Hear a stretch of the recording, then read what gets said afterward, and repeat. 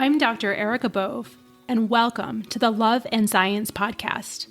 I'm your host and also the founder of Love and Science, Thriving Through Infertility. I'm so excited you're here today. With over a decade of experience helping thousands of women just like you, I empower professional women to build their families with confidence and compassion. Let's dive in.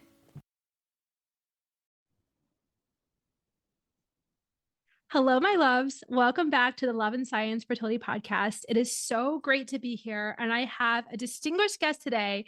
Her name is Rosanne Austin. She is an amazing, amazing human. I'm so grateful to have her. Thank you for being here, Rosanne.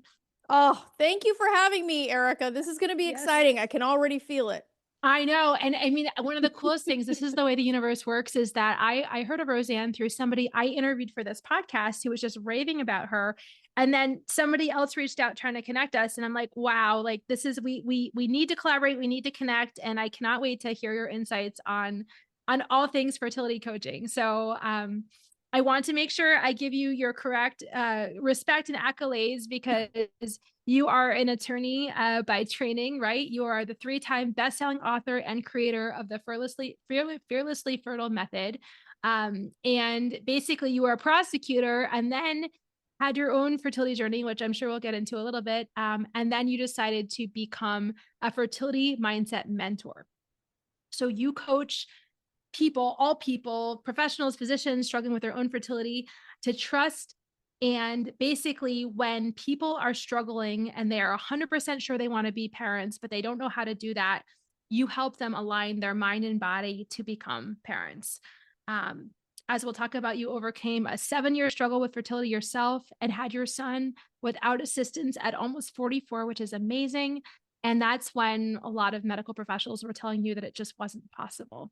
So I think this is a really important conversation to say, okay, what is the power of the mind-body connection? How can we harness that, especially when treatments aren't working and traditional medicine is saying that, you know, you're in the statistics where it's probably not going to happen. I will mention that you reside in Texas with your husband, your son, your chihuahuas, and 2 formerly feral cats. And when you're not writing, coaching, or chasing your son around, you love to travel. You love deep conversations, as I'm sure we'll have today. High tea, true crime podcasts, and Downton Abbey marathons. So that is an amazing, amazing sort of introduction just to share, I'm sure, a fraction of who you are, what you love to do. Is there anything that you would add to that amazing introduction?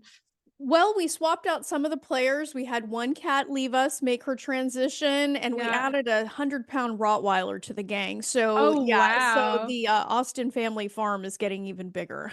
That's amazing. But That's everything amazing. else is on point. That's amazing. And how old is your child now? So he is 7.5.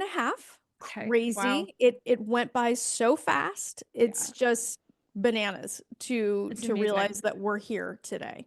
Right, 100%. So I think that's a nice seg. Like, I would love to sort of understand how your journey evolved from being a prosecutor to, a mindset coach for women professionals with infertility. Tell me a little bit about your story.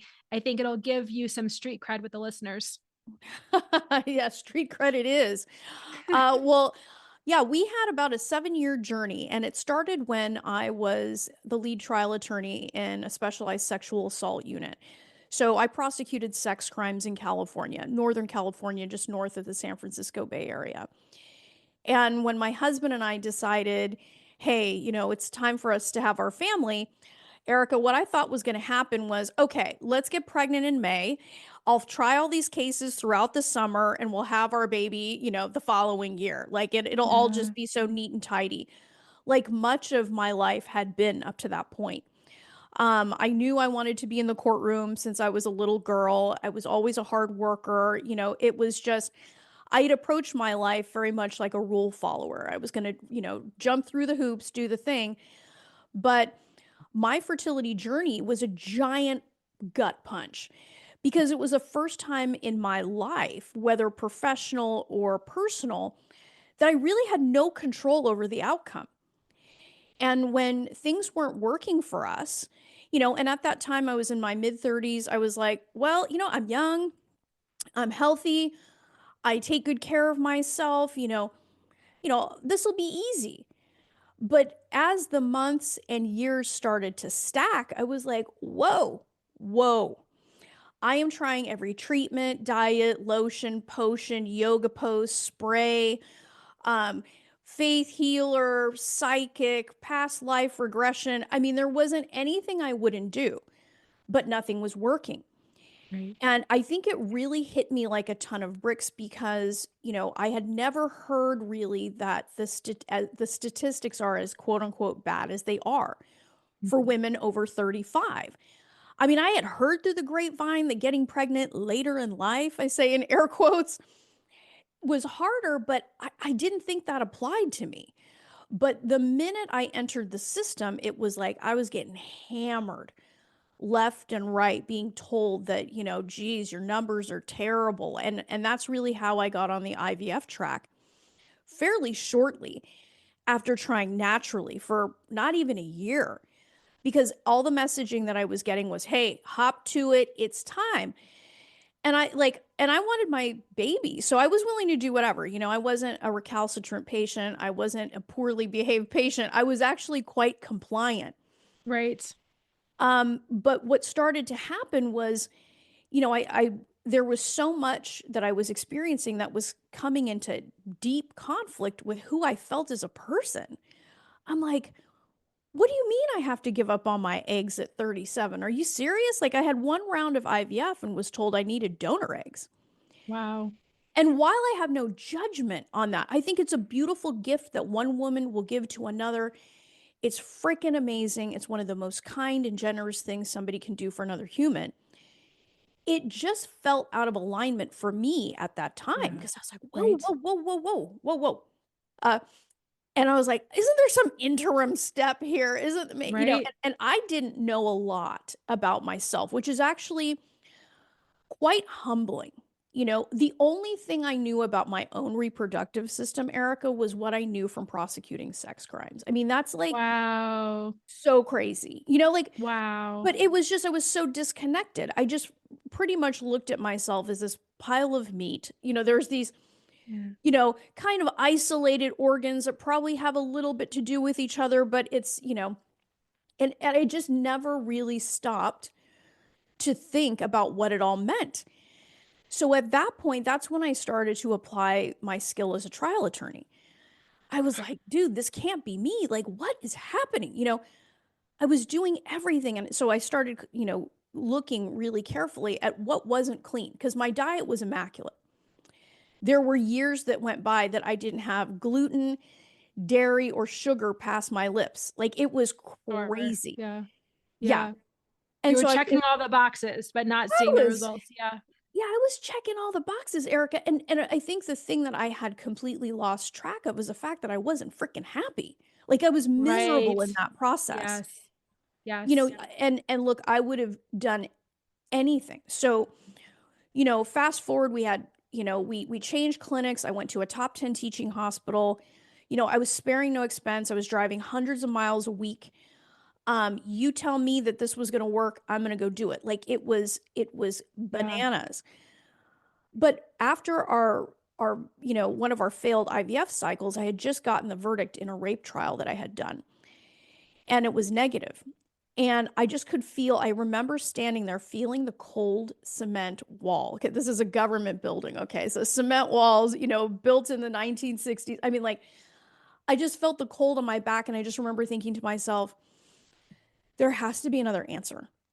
I Can need I to look. clarify one thing for you? Because Yeah. I'm a physician and I don't, my sister's an attorney and I don't know what this means. So negative means that you did not get the Oh, desired yeah, outcome that you yeah, wanted. yeah. It was Okay. a negative pregnancy test after an IVF cycle. So Oh, yeah, yeah, oh, yeah, oh, yeah. okay. It wasn't the trial result. It was that you and your own Oh body no, no, had a negative test. Okay, I see. girl, Thank I you was for in. clarifying. Yeah, no, no, I appreciate that, girl. I was a ninja in the courtroom. I'm That sure. was Yeah, a you're like won the guilty case, but verdict. not Yeah, pregnant. yeah. So the No, cement but wall is very cold. Okay, got it. yeah, Yeah. yeah, no, but it was so cool. I'm really glad that you teased that out Yeah. because, here I was. It's a wild contrast for how I was succeeding professionally, but Right. personally, it was a disaster.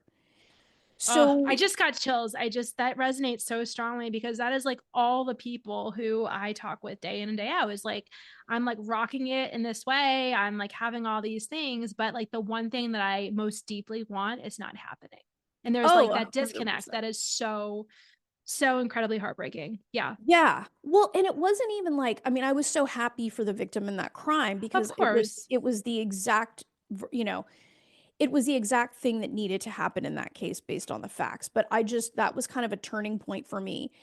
And I started to look around. I said, okay, what's not clean? I have an ace team of physicians at this hospital. Like, I'm not sparing any expense. My husband 100% backs my plays. I'm eating clean. And I realized, Erica, that the one thing that wasn't firing on all pistons was me. It wasn't my body, it was me. Because if Yeah. you saw me on the outside, I mean, beautifully tailored theory suits, Manolo Blahniks, Hermes scarves, like I was slaying it on the outside.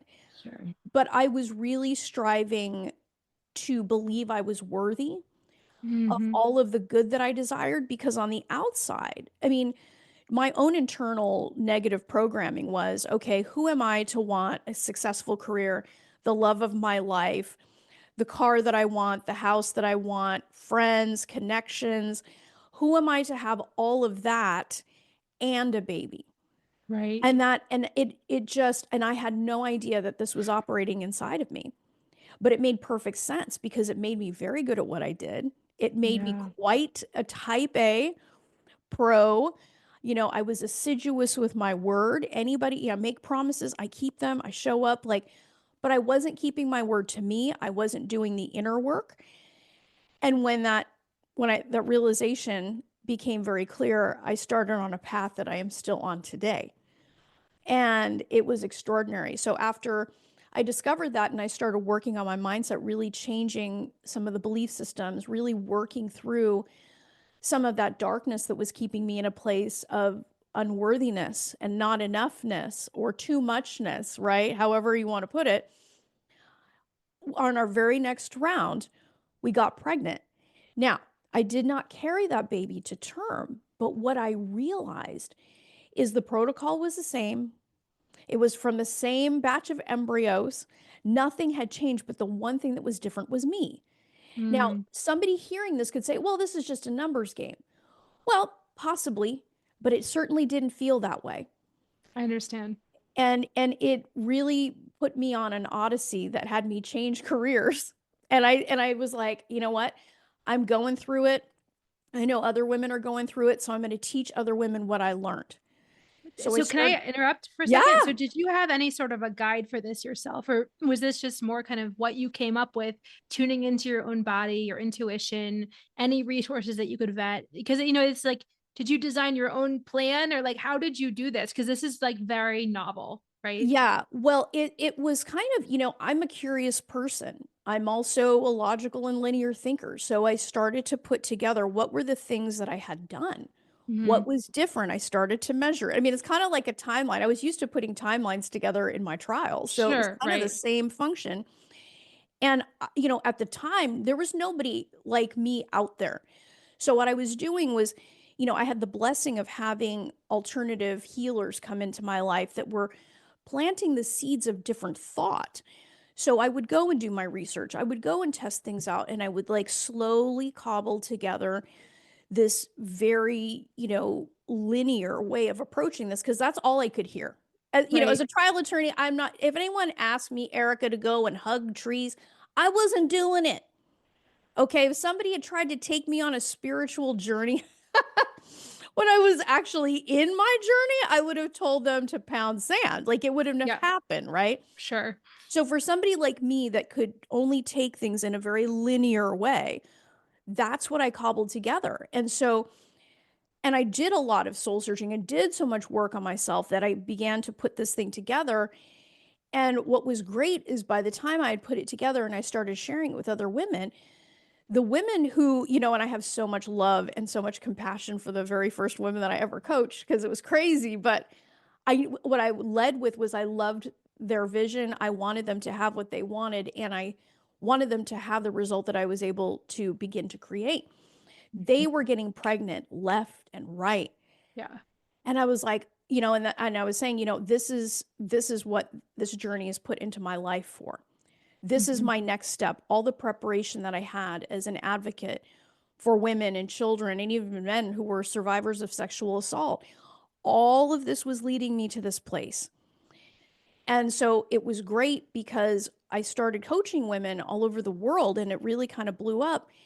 And then in 2016, and I was on the eve of my 43rd birthday, I found out I was pregnant naturally. After you had already been coaching these other women. Yes. And I was Wow. like, holy Moses. I'm like, this is, well, I knew that was meant for me. Like, I knew in my soul, even after we started doing IVF, when we were finished with IVF, I was like, nah, this boy's coming.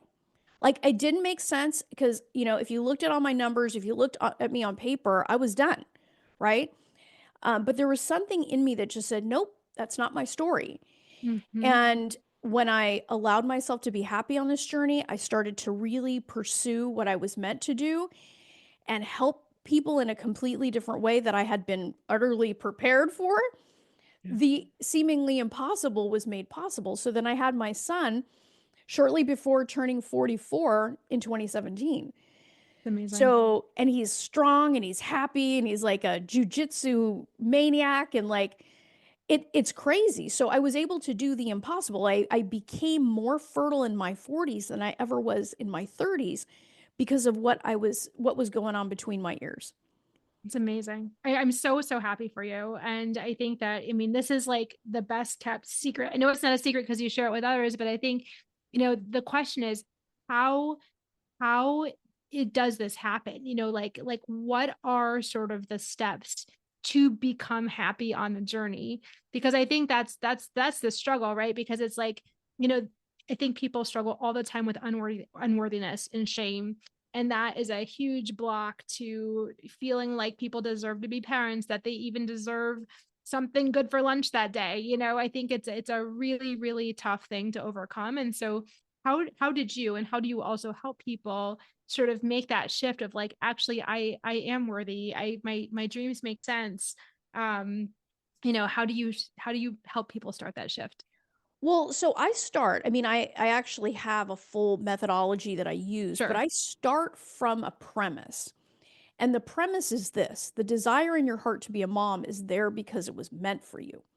Yes. And even in that statement, like if you're able to sit and really dissect and digest, that's the word nerd in me, like that's the attorney in me that was like, picking apart this statement. But when you start with that, there are some rather profound basic beliefs that you have to cultivate in order to embrace that. And Mm-hmm. number one, it is that you're worthy, Yeah. that this information inside of you that's telling you the longing, the yearning, that's saying, I want this child, that at its core, if you can accept that and accept that that is meant for you, and when you can accept that something is meant for you, it unleashes, what I believe is a faith in something bigger. Now, what people choose to call that, that's their business. But when we as women, especially, and we can get into this more because my current obsession is the connection between femininity and fertility. But when we can lean into a statement that says, the desire in my heart is there because it was meant for me, and you Mm-hmm. can embrace that, I mean, it changes everything It does change everything. because there's a sense, and it's not predestination, it's not that, it's more or less, I am here for a reason. There are no extra humans. We all have a purpose, we all have value, and what I feel, what I know to be true for me, has Mm-hmm. value. Yeah. And when you do that, Erica, you are going to see opportunity. You are going to pursue your journey in an entirely different way. I mean, I have to admit, like, even though I was a gladiator in the courtroom, when I went in to see my physician, I was acting like I was begging for a baby. Like I had handed over all of my power and authority Yeah. over to somebody else. And it's not like no, I love and appreciate all of the physicians that came into my life. They were all messengers and all there to teach and share with me. And they Mhm. could not help me with having handed over my authority, right? I That hear wasn't you. their problem. It was Right. mine. Right. So that's really where I start is the desire in your heart to be a mom is there because it was meant for you. And that is actually a catalyst to everything else that needs to happen in order for you to fully believe that and fully step into the worthiness that will allow you to get a second opinion, to have the Mhm. hard conversations, to Mhm. pursue sometimes out of country treatments or things like that. Because if you treat this as if it's just some passing fancy, you won't do those things. Yes. So that's really why I believe that mindset is foundational. Like, there are other people who coach on diet and, all these other things, which is beautiful. I think it's a mosaic that comes together to create the best possible circumstances. But my very clear piece of the pie is mindset. Yeah, and we share that. I think that is absolutely amazing. And as you say those words, like you said, words are so powerful. Like we have to connect with that desire. And I will say, I do coach all people. The people who tend to find me the most are the female physicians, and those are historically people who have taken decades to squash the desire out of themselves, right?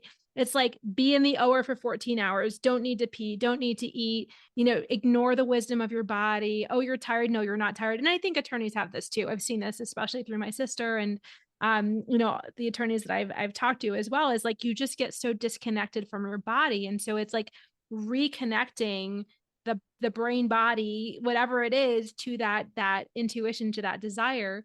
Because once we can do that, then we can start to listen to the wisdom of the body. But I personally think that all that is shut off for so many of us, and it's almost like like a paralytic person like relearning how to walk to make those connections, right? Mm. I think it's tough, and I think that's a beautiful starting point because when we can connect with that desire, then that becomes the motivator, like you said, for doing the hard things that maybe we would have just passed by otherwise. No. Yeah. Yeah. I mean, your mindset is portable. It's going everywhere with you. Yeah. Your decision making, your patterns, like everything is in there. And if that is geared toward suffering, if it's geared toward not enough, if it's geared toward my mother was right, or whatever is going on, then you're going Yeah. to make decisions from that lens. I mean, we cannot physiologically separate the mind and the body. What's going on up Mhm. here is going to show up here, right? You have a word for that. I've been binge listening to your stuff recently. It's like that low frequency, low vibe, like that Hmm. low vibe energy, right? You're like making decisions from those lower areas, and then we can sort of increase that frequency when we do the work. Yeah, I mean, you think about this on a spiritual level. I mean, what energy is never created nor destroyed, it just is. So when Yeah, you feel this connection to your child, I take that seriously. I'm like, well, of course you have a connection because there's a child meant for you. We don't know how, we right, don't know when, but if right. you feel it, you're not an idiot. So, Correct. That so validating those desires, right? That makes yeah. total sense. Yeah. Yeah, well, and if you think about this, your child, I mean, there's my son right there, but like, he's up here in this high frequency. And when I'm in this place of I'm not enough, I suck ass, like all of these things, Right. I should have worked harder, maybe I shouldn't have had that cupcake. I should have just focused on my kale, like all of this insane perfectionism. We're down here, he's up here. Hey, mom, join me where I'm at. Like it's not woo woo. This is real science. We know this. It's just, I think that a lot of women, especially, have been hobbled and have been shamed out of connecting with their deepest desires, as you were saying, but also that Yeah. innate intuition that I think it resides in all of us, but I think it is especially sharp in women. Think so too. Yeah. And, and I think that it parallels with, I'll be 51 this year. Ooh, And congratulations. yeah, thank you. And it parallels with a lot of Gen X, a lot of women post the women's movement have been in this idea that in order for us to achieve and be quote unquote successful, we have to do so under a very masculine paradigm. Yeah. So a lot of us have suppressed that awareness of our desire, as we were talking about, Mhm. and had tried to take our innate femininity. And I want to be clear about something that's not gender, stereotypes. We all have masculine and feminine energy. Mhm. But when we have been conditioned that that feminine energy is reckless, it's unreasonable, it's unreliable, it's crying all the time, it's girly, and all this other crap that may not be true. We all have an Right. individual way of expressing that femininity. But Mhm. when that part of us is suppressed, the spiritual, the creative, the nurturing, the receiving, conceiving is all about receiving. Yeah. And when we suppress that, is it any wonder that we get to this apex in our careers and ask ourselves, is this all there is?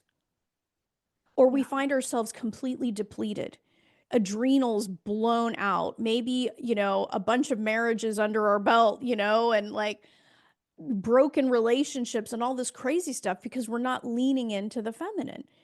That's right. So, I think that women today are faced with a reality that not just with our fertility, but with ourselves, in order for us to create the life that we really want to have, we have to be open to our deepest callings. We have to be open to that desire because it's not wrong. It may be inconvenient, Erica, but it is not wrong. That's right. I mean, I think, you hit on a really important point that to get to where we are in our careers, a lot of times that requires a lot of that masculine energy. So if that's the muscle that we've been flexing the most, success equals XYZ in our careers. And I mean, I think about it like I'm sure in the courtroom that required a lot of masculine energy, right? I think a lot of my clients are female surgeons, like they have to be on point in the OR doing those critical moments. So then, I've been thinking about this a lot. Like I love yoga, and my yoga instructor said a couple weeks ago, like, Jai, like when vinyasa yoga is not always about just how we transition, how we flow in life through our, poses, but it's how we flow through our different roles in life. Like, so, how do you take someone who by necessity exerts a lot of their masculine energy? I put that in air quotes because you know what I mean. Hmm. And then is also trying to get pregnant at the same time, and it's like how to balance those two kinds of forces in a way that does allow for the soft, that does allow for the creative, that does allow for the receiving. What are your thoughts about that? Because I think we both take care of people who are incredibly successful in their careers, and like this is the one piece that's not coming together. Yeah, and it's funny because in my world, I call that trying to get pregnant like a man. Is Yes. we get Yeah. stuck in man mode, and there's nothing wrong with it. We love men. We love masculine energy. And really the reality is ultimately it's about learning how to marshal those energies and use them for what they are meant to be used for. Hmm. And, I too was like, look, I mean, being a prosecutor is probably one of the more masculine things because you're, the protector, you're the advocate. I had to hold it together when I have a 4-year-old girl testifying about being put into her daddy's trunk. I mean, like all that crazy stuff. Yeah. And you have to shut down. And I think that's probably, I mean, I coach a lot of physicians too. And the reality is that you have to shut so much down in order to get the job done, that I think that it is a reacquaintance process that we have to make with our feminine. So it's really like sometimes it's hard to, I'll say it this way. Every woman that is of the lovably type A control freaky professional ilk, is what I call Yeah. them. There is usually a moment where she becomes aware, and if she's awake, she'll hear it. And more Mhm. often than not, women do hear this. The question is always, what are they going to do with it, right? They're going to hear it. But there is a point when we get so exhausted and we hit a wall. And that's really where the pivot point is. And, it can sound a lot like, I can't keep doing this Mhm. way, or this can't work. I have to do something different. And a lot of times when I find women in that place, it, you know, we have very few people asking us what we really want. True. And to be able to hear somebody and hold space for somebody to state without judgment what it is that they want is the first step in the reacquaintance process with the feminine, because at Mhm. its core, the feminine is about desire. And, you know, our highest calling desire, it's not just sexual. There's like so many other things. We might desire a pastrami sandwich for lunch and it has nothing to do with sex, but it's getting back into the physical. And Mhm. I think that once women are willing to step back and let go of some of their fear, because I think the other thing that drives this, Erica, is really, who am I if I am not that?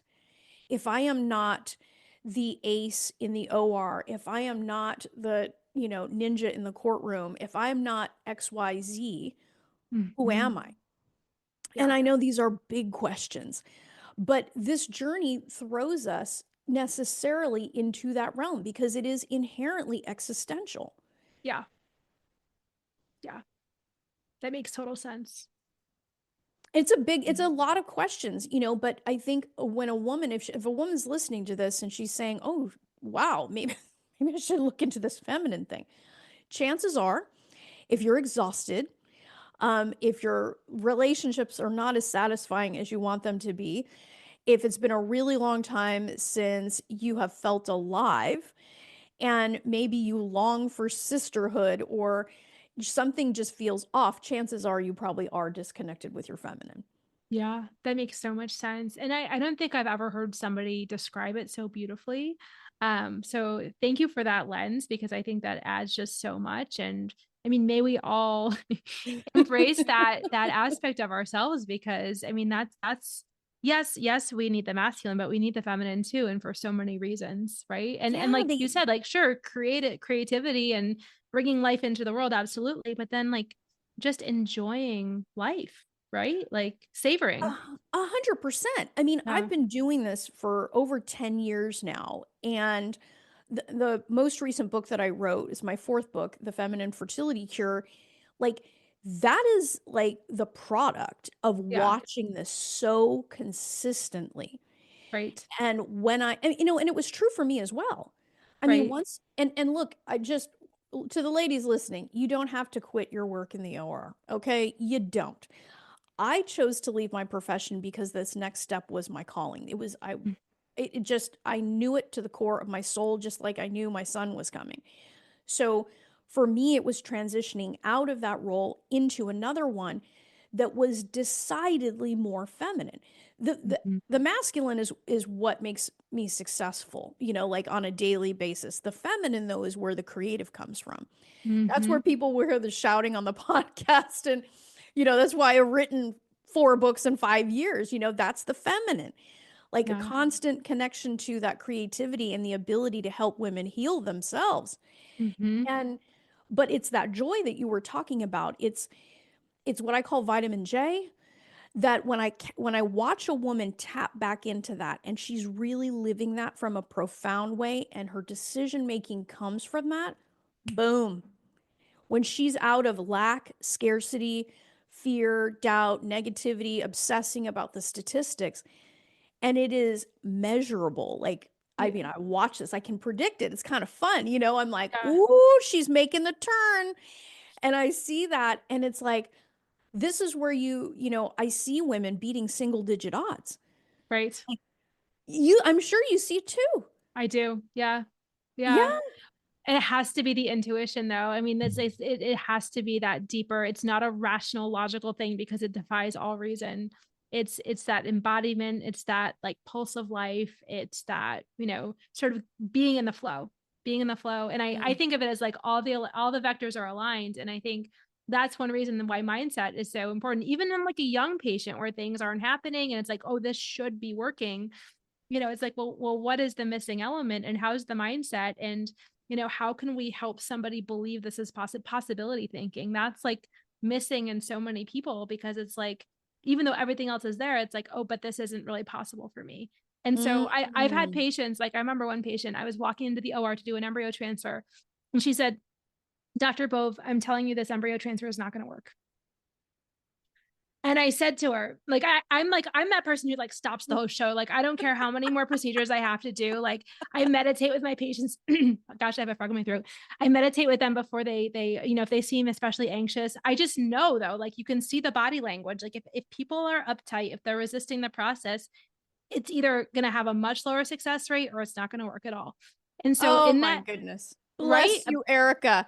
Bless you for being one of the good guys. You know what I Thank mean? you. It's like that really like Yeah. embraces this. I mean, this is like I mean, of all people, Yeah. you would see this. Of all people. Yeah. Yeah. But you have to like, as doctors, like you're taught to like look at the vital signs. You're taught to like, look at the AMH and all these things. You're not taught to like read body language and tune in to where the receptivity scale and like all those different things. And so I do incorporate this into my medical practice, which is now, I practice unconventionally because I need to be able to continue to be a human on this planet and to offer what I do. Mm, But I will tell mm. you, I turned to that patient. I was like, hey, like, I'm just with all due respect and love, like, if you're telling me it's not going to work, it's not going to work. So we need to like pause this process and we need to like do some work because I'm not putting this embryo in until you believe it's at least a little possible, right? There has to be just be Wow. that door cracked. It doesn't have to be like all the way open, but there has to be like that crack of possibility. And that's where I think everything else happens. And so I remember like I was doing a couple times in the last couple of months, like I remember like I was about to do a transfer and the patients just seemed like exceedingly anxious. One of them is her last embryo after like many unsuccessful transfers. And I said, okay, we're going to meditate, we're going to pray, we're going to do whatever we got to do to like get your, sort of your body energy in a better space. And they both have ongoing pregnancies still, like again, just like beating the odds, all those things. But it's like, how do we get people into their bodies, into that space of calm, into that space of trusting? Because I think so often that we just don't trust, like you say. And that sort of, it takes work though. It's not like, oh, here's a pill and you're going to trust your body and you're going to connect with your desire and you're going to embrace your feminine. Like it's a process. Oh So yeah. yeah, it's a process, but the return is like so amazing. I mean, like to have a baby that you wouldn't have otherwise, or like to kind of learn how to live in your feminine. I mean, like my situation is I'm divorced. I never saw that coming, but that's again, one of those things that's been a total game changer for me, brought up the existential questions, all the things. And so, I started to think about myself, like my identity was so fused with being a doctor. And it was like, well, who else would I be if I wasn't a doctor? And at the same time, I was already a mom. And my 10-year-old at that point was asking me, he was like, Mommy, where are you? And I was like, I'm right here, buddy. And he's like, no, mommy, you're here, but you're not here. Like, where are you?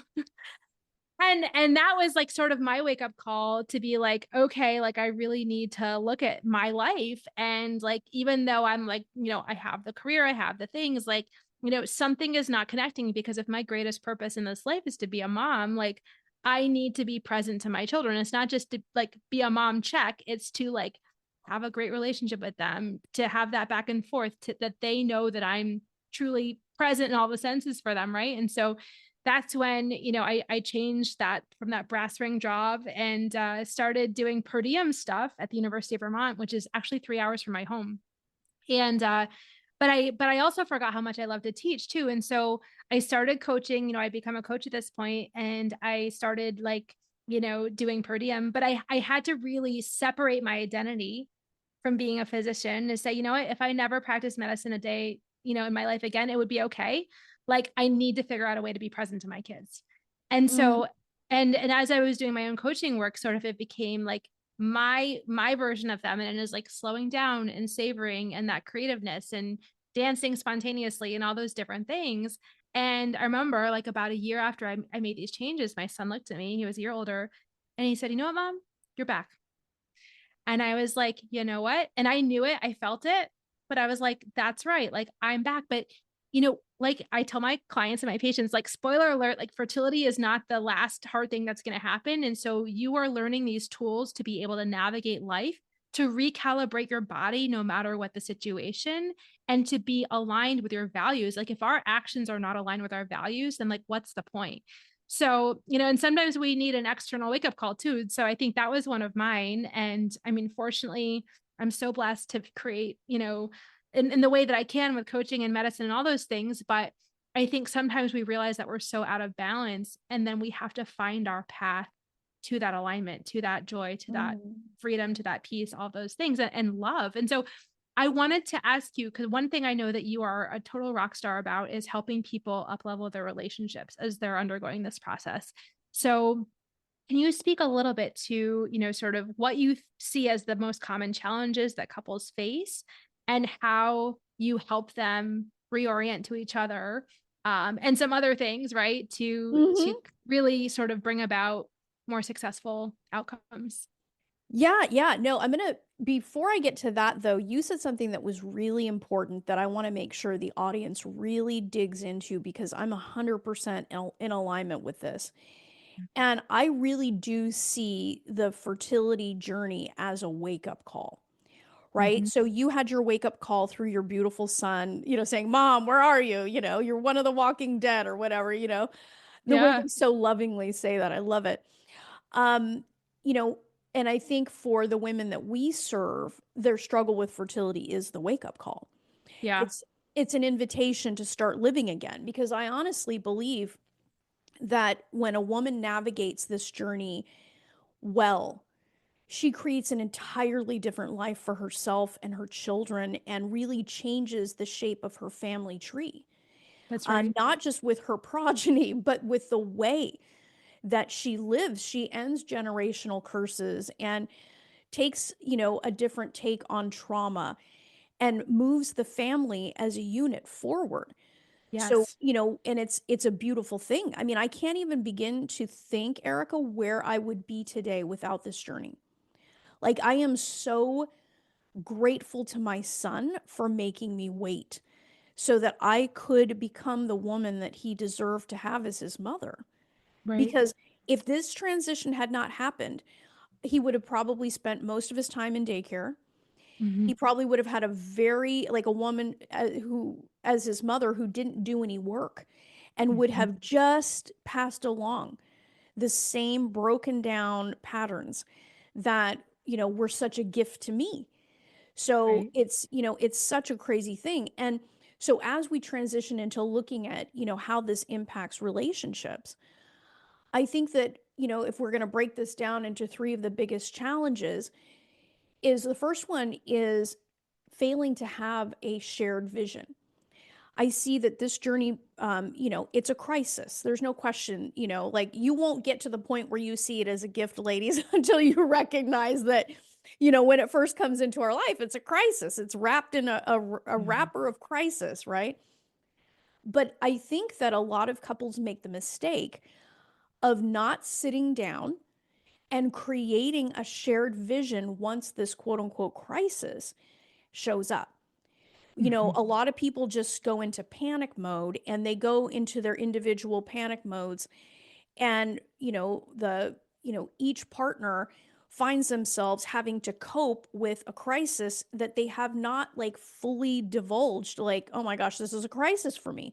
They just go Right. into fix it mode without ever stopping and saying, hey, what's our shared vision based on what we know today? Yeah. So that's the first thing. I think that the second thing is we don't talk about our fears openly. Each partner does not like, hey, you know what? I am scared. I'm going to get to the end of my life without a child. How about you? Mhm. Right? I mean, a lot of us aren't conditioned to be so open with our fears. But I think letting those fears fester is a huge mistake because then you find yourself and your partner, even though you may be in the same book, you're not on the same page and you're certainly not in the same paragraph, Right. you know? And I think that it creates this snowball effect in our relationships of just not communicating what we're really worried about. And then it looks like the laundry or it looks like, too The much, dishwasher. yeah, exactly. I mean, we start blaming all these other things and not really focusing on the real issue. Yeah. And I think the last thing is, especially for, women, is we aren't asking for what we want. Mhm. And, when we look at our, as much as this journey is a shared experience for a couple, it's also a deeply individual and personal one Of course. because this journey will bring up, ghosts of traumas past, right? So we don't ask for what we want. And in not asking for what we want, we disempower our partner to be able to give it to us. Right. So in relationships, when you have no shared vision, you're not really talking about your fear, and you find yourself in a place where you're not asking for what you want, it's a disaster. Totally. Yeah. Yeah. Yeah. It all connects with what you said in the very beginning too, is like, if you can't connect, a lot of people don't even can't articulate what they want either, you know? So I think it's like step one is like, what is my desire? Yes, I deserve this desire. It's here for a reason. And, you know, and what do I actually want? And then like next step within the relational aspect is like, how can I communicate that in a way? I deserve what I want. And so how can I share that with my partner in a way that, you know, it just describes sort of my desires, right? But it's vulnerability too. I think it's Right. there's a lot of people pleasing and not wanting to rock the boat. There's a lot of like, maybe people weren't taught to communicate in their families of origin. Like it's so multi-layered, right? But how Yeah. do you, yeah, I mean, it's like, yes, I do think that those communications are so important. I think that so many people are not taught that at the outset. Yeah, it's also interesting because I think there's an important distinction that we would do a disservice not to make. And it's this: there's a huge difference between what you desire and what you think you can get. Yeah, And most of us were conditioned to think about what we want in terms of what we can get. And what I would encourage your listeners to do is buck the idea that you just have to think in terms of what you can get. What do you want? Right? yeah, Like, I, deep down into the core of my being, what I wanted was to conceive my son naturally. Like, I couldn't admit that when I was going through IVF, right? yeah, There was just something in me. And look, I got nothing against IVF. It's a beautiful tool. But I see so many people throw themselves into things just because they think they have to, right, right? I mean, IVF is but one tool in Dr. Erica's, treasure trove of possibilities, right? right, right. And even if IVF doesn't work for you, that doesn't mean that Dr. Erica can't help you do something else, Oh my right? gosh. That's so, I mean, I can't tell you how many people I have like walked back from IVF and said, like, listen, like, I promise you, like, less is more sometimes. Like, let's just sort of like, even though we think of this stair step pattern, like, let's just like pause, let's regroup, let's clarify all the things you said. And, you know, I mean, I've had patients get pregnant on their own without any assistance. You know, I've had people, I just give them a whiff of letrozole. And I mean, again, things that don't make sense scientifically, but I think it's because there's such severe blocks on the process that when we can start to release those blocks, that's when, you know, those desires are able to be manifest. You know, it's tough because I think it's hard to study. And I think that, you know, people sort of, they want the data in the form of like a PubMed paper. But I think, you know, I think at least my people do. And then they go down the Google rabbit hole trying to kind of control the situation, which then of course makes everything worse. And so, but I think that the more and more anecdotal evidence we have of stories over and over and over again, I think the more believable it is that this actually works. And Oh, yeah, yeah. I mean, let's be honest, Erica. I mean, like, what's more persuasive, honestly? Anecdotes or some rando paper, right? I mean, 100%. we learn through story. And when we Yeah, can see another woman living, breathing, non AI that's just like us, that yeah, said, "Holy smokes, sister, I got pregnant in my 40s. I know you can too." I mean, there is, it's just the human aspect of this. I think papers are wonderful. There's tons of yeah, papers out there showing that stress impacts fertility. Duh, yeah, right? I mean, duh. So we get beyond that and we start to look at real people who are yeah, creating these incredible results. And if they can do it, ladies, you listening need to know you can do it too. 100%. Like, it's 100%. 100% there. So, I think I think it's I think the women that have the good fortune of working with you are very lucky, because I think that you bring an energy to this that is so badly needed in a system that is in many ways archaic and skewed and not loving of women. And I think that, what you're doing is just phenomenal. And I think that it's important for conversations like this to happen more frequently so that women can see their physician as a partner, not an adversary, Right. right? And bring people into the fold and really get people to believe in themselves again because we're so willing to look outside of us for the quote unquote cure, but we are the key. That's right. That's right. And I do a lot on balancing trust and advocacy. I mean, I think that you're right. Sometimes people do need a second opinion if they're not feeling heard, if they're feeling like just another number, but it starts with us, right? We have to believe that like we deserve personalized care. Everybody deserves personalized care. And if Imagine your that. first, yeah, I mean, if your first REI is there's not that connection, that lack of trust is going to impair the process. And so it is there is a process of figuring it out. And I think the coaching is so wonderful because I actually have the time. I don't always have infinite time in my medical practice, and that's one of the reasons that I decided to do the coaching is because people deserve time. They deserve in-depth things that our current structures don't necessarily support. But I mean, Mhm. I still I like the procedures. I think they're fun. I like, I work so hard for them. I like, helping people in that way too. But I do also think that we have to allow that space for the creativity, allow the space for these conversations so that people really do know that they deserve the best, right? They deserve, Well, and yeah. who wouldn't want a physician that is going to pray or meditate with them before a freaking transfer, Erica? Like, seriously, seriously. I mean, that's some revolutionary stuff there. And I think, Yeah. Oh my it, gosh.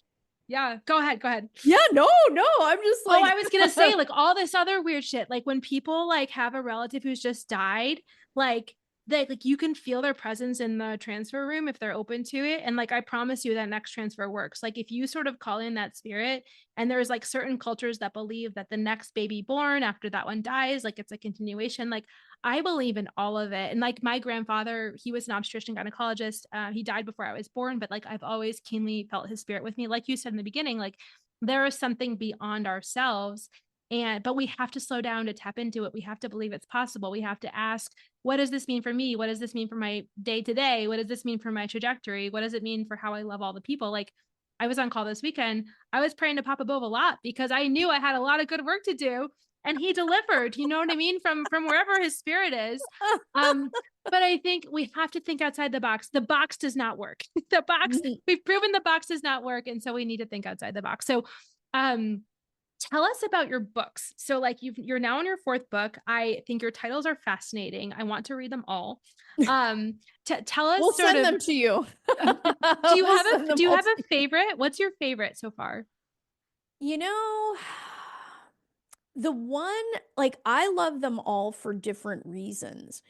I think that the feminine fertility cure, the one that came out in August, that is the culmination. Like this, that is sort of like, how Star Wars was written out of order, or Yeah, like yeah. put it out of order. I mean, I think that as much as I love my all of them, I think that for a woman who's coming into this, the question of femininity is going to be so like earth shattering in the sense it is so pivotal. And when she starts to pull that string on the sweater, everything else unravels.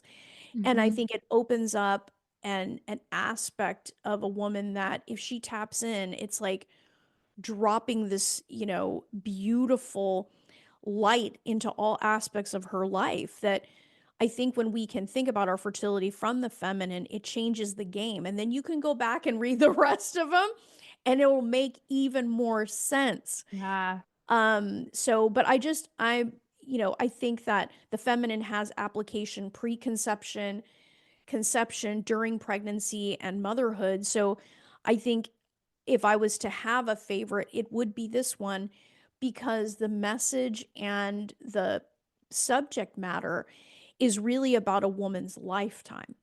The other Right. books are more about more discrete periods of time. But I think it's a lesson for a lifetime, and we can teach our sons and daughters about it in a different way. And I mean, I'm raising my son to be a wonderful masculine that has access to his feminine. So when he gets married and he has his family, that he can embody the empowered masculine as well as the feminine in his relationship. Yes. He'll know how to marshal those things. So I think it's an across the board much bigger lesson. Oh, I'm going to read it and then I'm going to let you know, and maybe we can have another conversation. I Oh, cannot are you wait. kidding me? Like, if I haven't told you in this period of time that I freaking love you, like, I am so glad we made this connection I because love you too, Rosanne. You're I'm absolutely like, amazing. So inspiring. And just the universe is a brighter place because you're in it. Like it just, oh, I yeah. appreciate that. And like, you have changed my paradigm about like, oh my gosh, Oh, everybody needs to have, somebody in their life like you assisting them on their journey because it's just, you bring a light and a feminine leadership, which we can talk about next time, but there's sincere feminine leadership in you that I think is lacking in the space. So I just am so happy to know you. And I'm delighted we were able to have this conversation. And I have a suspicion we're going to be having more. 100%, my friend. So I'm sure like all my listeners are like, oh my gosh, this conversation just blew my mind, and I need to find her and read her books and listen to the podcast and all those things. So tell my listeners where they can find you, please.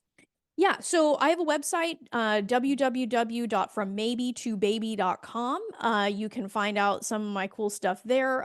All of my books, Rosanne Austin, are available on Amazon. We have, gosh, I need to start putting more of them on Audible, but we're working on that. But my first one's on Audible and my second one's on Audible. We're working on the third and fourth. But I'm also very active on Instagram. So if you want to check me out, Rosanne Austin Fertility on Instagram, you'll see me ranting and raving there. Pretty Amazing. much on a weekly basis. But Yeah. yeah, And so I'll put all your information in our show notes as well so that people can just easily click and find, yeah. which is fantastic. Is there anything else that you would like the listeners to know? Just sort of, we've had such an amazing conversation together, so rich in so many ways. Is there anything else on your mind that you're like, I just need to get this Yeah. out there before we go? Yeah, I will, I'll say it one more time. Is the desire in your heart to be a mom is there because it was meant for you. Trust it. Trust it. A way will be shown. And never give up on yourself. Don't ever let somebody else's fear distract you from your life's purpose, which includes being a mom. So thank you for Beautiful. having me, Erica. 100%. Thank you so much. And I cannot wait to share this with the listeners, and we will absolutely be in touch. Mwah.